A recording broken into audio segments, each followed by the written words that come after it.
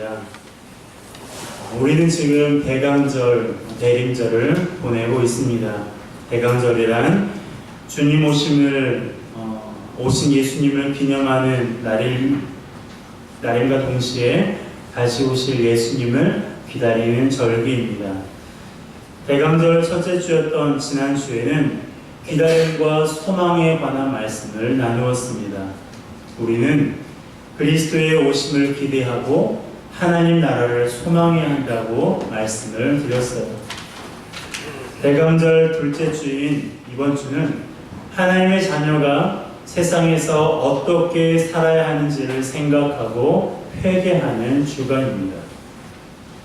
하나님을 믿는 사람이라면 회개가 삶 속에서 얼마나 중요한지 잘 알고 있습니다. 여러분, 회개가 왜 중요합니까? 우리가 하나님과의 관계를 회복할 수 있는 유일한 방법이기 때문입니다. 하나님과의 관계를 회복할 수 있는 유일한 방법이 회개이기 때문에 회개가 이처럼 중요한 거예요. 사람과의 관계를 회복하는 방법과 똑같습니다. 하나님과 우리와의 관계도 인격적인 관계이기 때문에 사람과의 방법도 똑같아요. 자녀가 부모에게 잘못을 했으면 잘못을 뉘우치고 돌이킬 때에 부모와 자녀와의 관계가 회복이 됩니다. 부모가 자녀에게 잘못을 했을 때에도 마찬가지죠. 그런데 기억해야 될 것은 육신의 부모는 부모임에도 불구하고 자녀에게 미안한 일을 할 수 있지만 우리 하나님 아버지는 결코 우리에게 미안한 일을 하지 않으신다는 거예요. 그분은 공평하시고 약속을 잘 지키시고 항상 선한 마음으로 선한 손길을 내미시는 분이기 때문입니다. 따라서 그분과의 관계가 어색해지고 멀어진다면 하나님께 문제가 있는 것이 아니라 누구에게 문제가 있는 거예요? 나에게 문제가 있는 거예요. 너에게 문제가 있는 게 아니라 나에게 문제가 있는 거예요. 아멘. 그때 당시는 하나님이 실수하신 것 같고 하나님이 불공평하신 것처럼 느껴지지만 차츰 시간이 지나면서 그것이 나의 문제였다는 것을 알게 됩니다. 그러므로 회개라는 말씀이 선포되거나 우리 마음에 회개라는 단어가 생각이 나면 우리는 그것을 하나님의 소리로 받아들이고 겸손하게 반응해야 됩니다. 그렇다면 성도인 우리가 회개에 대해서 어떤 자세를 취해야 될까요? 첫 번째는 회개의 기회가 주어졌을 때 놓치지 말고 회개해야 한다는 것입니다. 하나님을 잘 믿고 있다고 자신하던 사람들이 유대인들입니다. 그런 사람들이 회개하라는 세례 요한의 목소리에 귀를 기울였어요. 예루살렘과 온 유대와 그리고 요단강 사방에서 많은 사람들이 세례 요한에게 나와 죄를 자복하며 세례를 받았습니다. 5절과 6절 함께 읽습니다. 이때 예루살렘과 온 유대와 요단강 사방에서 다 그에게 나와 자기들의 죄를 자복하고 요단강에서 그에게 세례를 받더니 그렇습니다. 이들이 왜 나와왔어요? 자기들의 죄를 자복하고 세례를 받기 위해서입니다. 누구보다 하나님을 잘 믿는다고 자부했던 그들이 세례 요한에게 나와 죄를 자복하고 세례를 받은 거예요.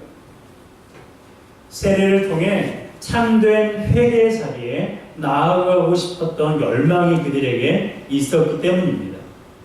특별히 그들 중에는 바리새인들과 사두개인들도 있었어요. 이들은 말씀을 가르치는 위치에 있었음에도 불구하고 겉과 속이 다른 사람들이었습니다. 그래서 세례 요한이 그들을 향해서 독사의 자식들아 라며 강하게 책망했어요. 그들 중에는 진실한 마음으로 세례를 받고 싶은 사람도 있었지만 상황 파악을 하려고 온 사람들도 있었을 것입니다. 그런데요, 이렇게 많은 사람들이 요한에게 나아온 이유가 있습니다. 그것은 바로 요한이 천국이 가까웠다고 선포했기 때문에 그래요. 2절 말씀 함께 읽습니다. 회개하라, 천국이 가까이 왔느니라 하였으니. 아멘. 회개하라, 천국이 가까이 왔느니라. 이 말씀은 굉장히 중요한 말씀입니다. 예수님도 사탄에게 시험을 받으신 이후에 본격적으로 사역을 시작하시면서 가장 먼저 선포했던 말씀이 회개하라, 천국이 가까이 왔다라는 말씀이에요. 천국이 가까이 왔다는 것은 메시아의 시대가 도래했다는 뜻입니다. 메시아가 오신다는 것은 회복을 상징하는 하나님 나라만이 아니라 하나님의 진노가 임박했음을 말하는 거예요. 이것은 유대인들에게 굉장히 익숙한 말입니다. 구약 성경에 350회나 메시아에 관한 예언의 말씀이 기록되어 있기 때문에 구약 성경에 통달했던, 구약 성경을 온전히 믿고 있었던 유대인들에게 메시아가 온다, 하나님의 나라가 임한다라고 하는 것은 익히 들어 알고 있었던 내용입니다. 그래서 세례 요한의 설교를 들은 유대인들이 하나님의 나라가 임박했음을 감지했고 세례를 통해 참되게 회개할 수 있는 기회를 갖게 된 것입니다. 여러분, 회개는 선택이 아니라 필수입니다. 나중에 해도 되는 것이 아니라 지금 해야 되는 거예요. 그런데요, 우리는 자주 이렇게 기도할 때가 있습니다. 하나님, 한 주간 지은 죄를 용서해 주세요. 하나님, 그동안 지은 모든 죄를 용서해 주세요. 라고 기도할 때가 더러 있습니다. 한 주간 살아가면서 죄를 지었으니 용서를 구하는 것은 당연한 일이에요. 그런데 문제는 주일에만 이 기도를 한다는 것입니다.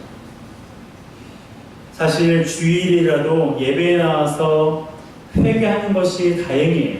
하지만 그렇게 하면 우리는 구체적으로 하나님께 회개할 수가 없습니다. 생각해 보세요. 우리가 누군가에게 잘못을 하면 어떻게 잘못을 해요? 미안해, 잘못했어. 이렇게 한마디만 합니까? 그렇지 않아요. 내가 이래서 미안해 라고 구체적인 미안한 이유를 말합니다. 그런데 그렇게 하지 않고 미안했던 일들을 쌓아두었다가 나중에 말하려고 하면 어떻습니까? 생각이 나나요? 속으로는 미안해요. 그런데 미안하다는 말을 하지 않고 꼭 참아두었다가 한꺼번에 몰아서 한 번만, 일주일에 한 번만, 한 달에 한 번만 용서를 구하려고 하면 내가 뭘 잘못했는지 생각이 나지 않아요. 생각이 나지 않으면 제대로 된 용서를 구하지 못하게 되고요. 그러다 보면 관계가 회복이 되지 않습니다. 사람과의 관계가 바로 이래요. 하나님과의 관계도 마찬가지입니다.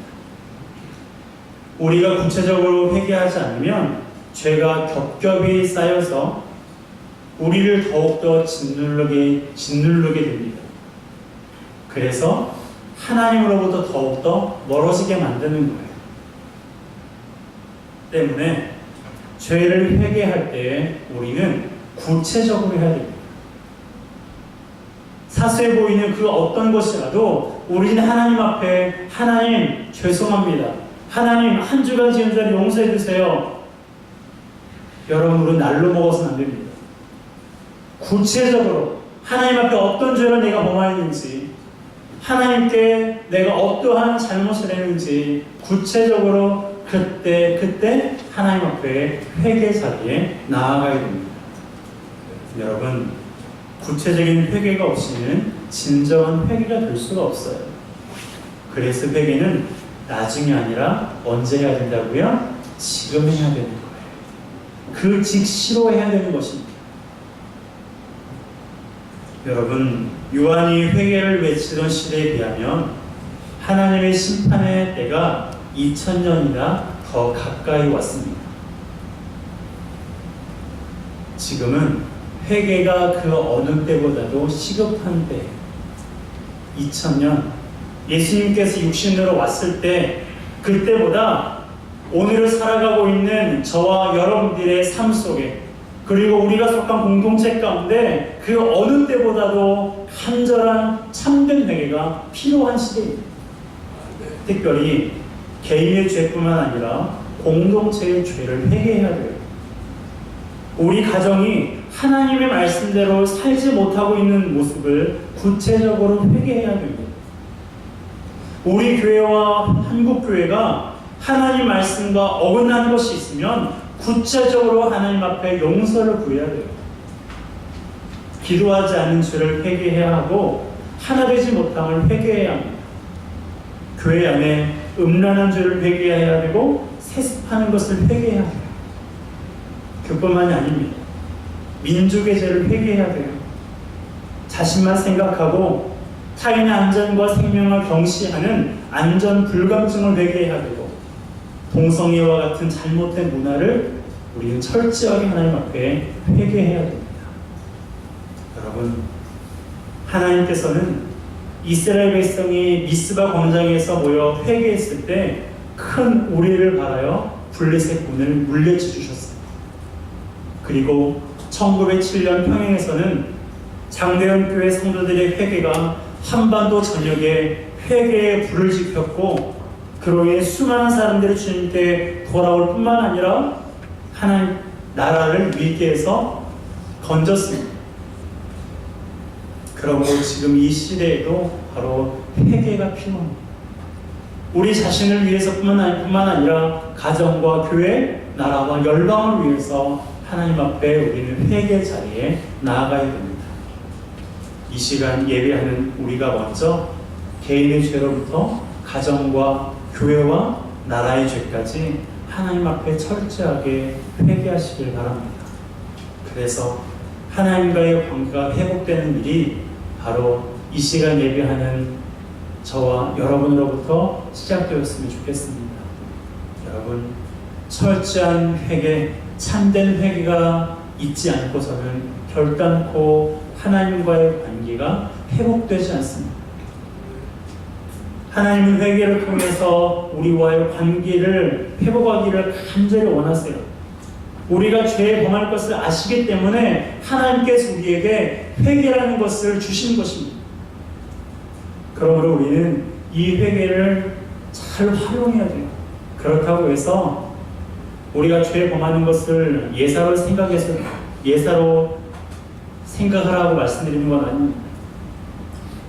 하나님 앞에 우리가 범죄하였을 때에 그분과의 관계가 멀어지도록 내버려 두지 말고, 부끄럽고 창피하더라도 그분 앞에 나와 하나님, 내가 잘못했습니다.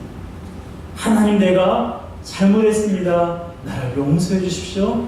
나를 살려주시옵소서 라고 하나님 앞에 어린아이와 같이 나아가는 우리 모두가 되었으면 좋겠습니다. 두 번째로, 하나님께서 우리 가운데 회개의 마음을 주셨을 때 성도들은 회개에 합당한 열매를 맺어야 한다는 것입니다. 회개라는 메시지가 선포되자 사방에서 많은 사람들이 요한에게 나와왔다고 말씀드렸습니다. 그들은 죄를 자복하며 세례를 받았는데요. 이것은 하나님 백성이라는 자부심으로 가득한 이스라엘 백성이 광야에서 외치는 자의 소리에 귀 기울인 결과입니다. 회개는 자신이 죄인이라는 것을 인정하고 하나님이 그 죄를 씻어 주셔야 새로운 삶이 시작되는 것을 의미합니다. 세례는 이 믿음을 드러내는 거예요. 그런데 이 회개의 선포는요, 당시 종교 지도자들에게는 듣지 못한 메시지였습니다. 사실 지금도 회개의 선포가 환영받고 있지 못한 세대예요. 목회자들도요, 성도들의 눈치를 보느라 회개라는 말씀을 선포하지 못합니다. 헌신하라고, 희생하라고 그런 강한 메시지를 하기를 어려워합니다. 당시에도 마찬가지였어요. 그럼에도 불구하고 우리는 회개에 관한 말씀을 들어야 되고, 회개하라는 하나님의 말씀에 우리는 청종해야 됩니다. 하나님을 모르는 사람들은 회개가 무엇인지도 몰라요. 그래서 죄를 짓든 사실 죄가 죄인 줄도 모르고 살아가죠. 그러나 우리는 하나님을 알고 무엇이 죄인 줄 우리가 말씀을 비추어서 알 수 있기 때문에 성도인 우리는 하나님의 심판이 두렵고 또한 그분과의 관계 회복을 위해서 항상 회개 자리에 나아가는 것이 자연스러워야 됩니다. 그런데 문제는 하나님을 믿는 그리스도인과 공동체가 회개에 별 관심이 없다는 거예요. 여러분, 요한이 회개 메시지를 선포한 대상은요, 이방인이 아닙니다. 누구에게 선포했어요? 유대인에게 선포한 거예요. 하나님을 잘 알고 하나님을 잘 믿고 있다고 생각했던 유대인들에게 회개하라, 천국이 가까웠다고 선포하고 있는 거예요. 이 시대에 회개가 먼저 선포되어져야 할 대상이 누구입니까? 타 종교인인가요? 하나님을 알지 못하는 사람들입니까? 여러분, 그렇지 않아요? 바로 저와 여러분들입니다. 회원교회이고 한국교회입니다. 이 시대에 회개가 가장 먼저 선포되어야 되고, 회개의 자리에 가장 먼저 나와야 될 사람은 하나님을 모르는 사람들이 아닙니다. 다른 종교에 빠져있는 사람들이 아니라 하나님 앞에 살아가고 있는 저와 여러분들입니다. 여러분, 우리는요, 요한의 세례 정도가 아니라 성령의 세례를 받은 사람들이에요. 여러분들 안에 예수님께서 계십니까?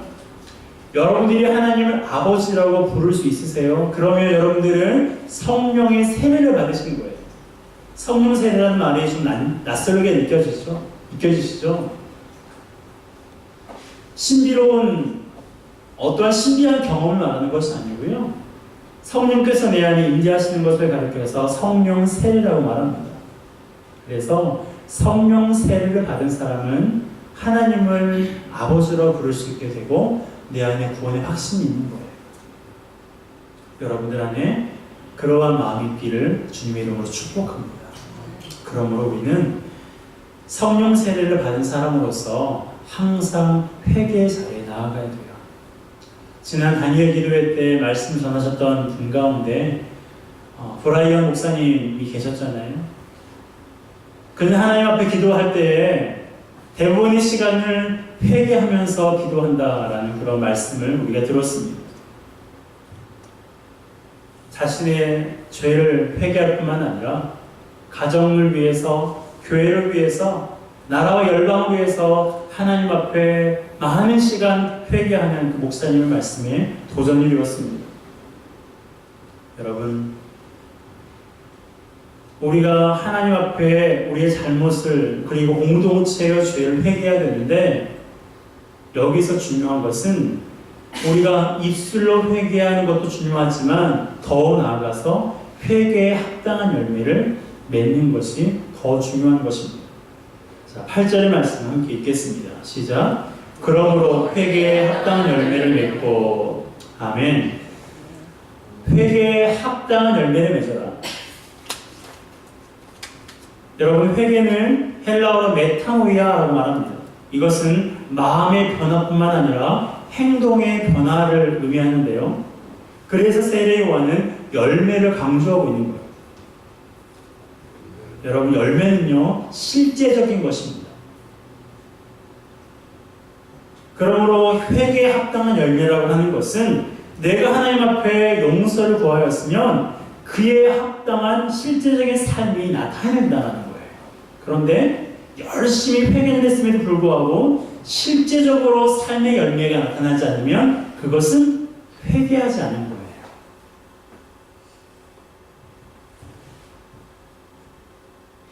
오늘 성경에 보게 되면, 그래서 사람들이 요한에게 이렇게 말합니다. 누가복음 말씀인데요. 누가복음 말씀에서 세리 요한에게 나와 세례를 받는 사람 가운데 세리들과 군인들도 있었어요. 그들이 세례 요한에게 이렇게 말합니다. 그러면 우리가 무엇을 해야 됩니까? 이것은 구체적인 삶의 태도, 삶, 행동의 변화를 의미하는데요. 누가복음 3장 11절 함께 읽겠습니다. 시작. 대답하여 이르되 옷 두 벌 있는 자는 옷 없는 자에게 나눠줄 것이요 먹을 것이 있는 자도 그렇게 할 것이니라 하고. 아멘.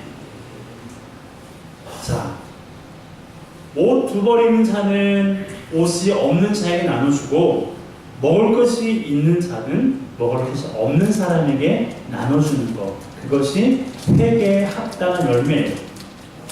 그러자 세리들이 묻습니다. 그러면 우리는 무엇을 해야 됩니까?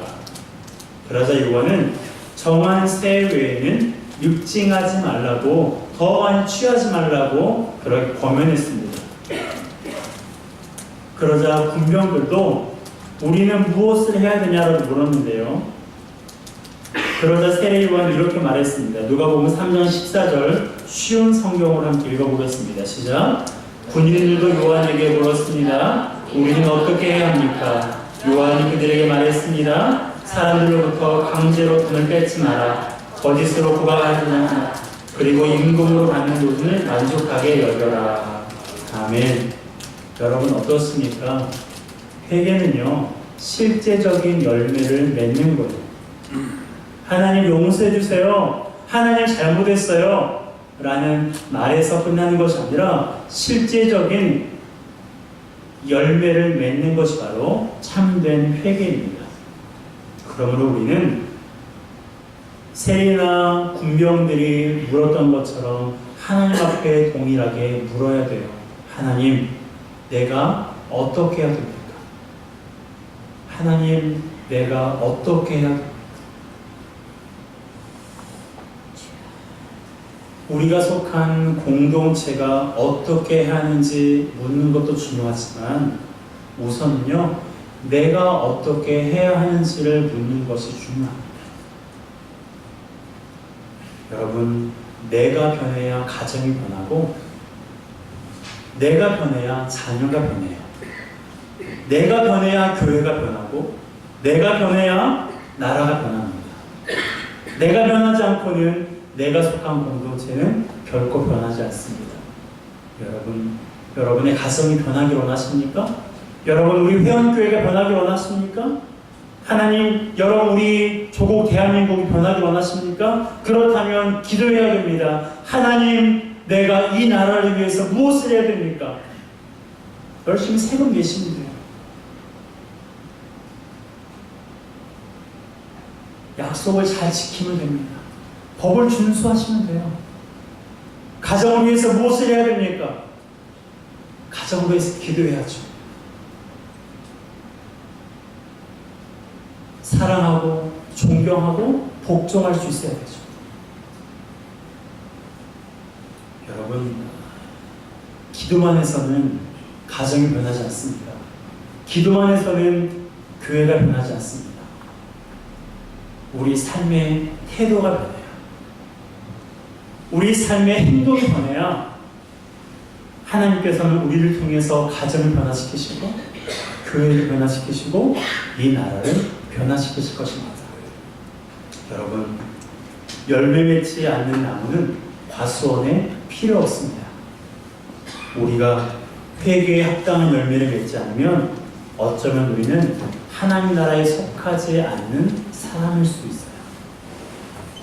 그러지 않기를 바란다면 회개에 합당한 열매를 맺으시기 바랍니다. 똑같은 죄, 반복적인 죄로 인해서 하나님과의 관계가 더 이상 멀어지지 않기를 간절히 하나님 앞에 나와 기도하시기 바랍니다. 참된 회개의 자리에 나아가 하나님 나라를 더 가까이 경험했으면 좋겠어요. 하나님 나라를 더욱더 깊이 있게 경험했으면 좋겠습니다. 이 한 주간 죄를 범하지 않기 위해서 몸부림치는 우리 모두가 되었으면 좋겠어요. 그러나 혹시라도 죄를 범하였을 경우에 하나님 앞에, 하나님의 은혜 보좌 앞에 담대히 나가서 그분께 회개하고 우리 삶의 변화가 있기를 구하는 우리 모두가 되시기를 주님의 이름으로 축복합니다. 기도하겠습니다. 이 시간 우리 함께